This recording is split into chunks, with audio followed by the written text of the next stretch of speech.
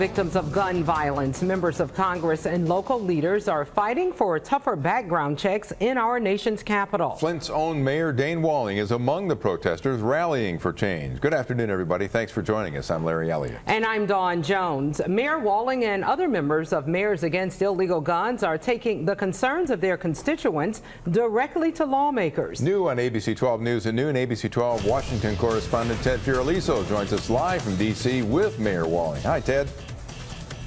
Dawn and Larry, good afternoon. We are outside the U.S. Capitol, where right now there's a rally going on called No More Names. It's a national drive to reduce gun violence. And joining me now is Flint Mayor Dane Walling, who came down to this event. And Mayor, thanks for being with us. Tell me why you were a part of this event today.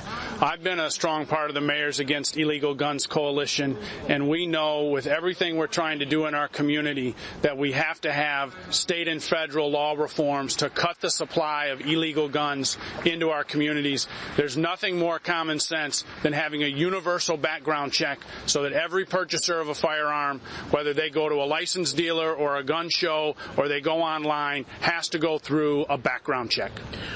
Today at this rally, we've heard from victims of the Aurora movie theater shooting, the Newtown school shooting, and they are urging lawmakers to pass this background check bill, specifically one called Toomey Mansion that got struck down earlier this year.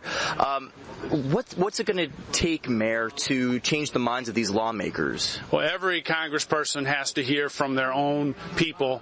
More than 90% of the American public, including gun owners and NRA members, agree with universal background checks. So the Congress people need to hear that loud and clear from their own citizens. So that's what we're doing here today, to lift up our voices for common sense gun reform. We've lost too many lives in Flint, in our communities all across mid-Michigan, and this is a simple common sense reform that needs to be put in place.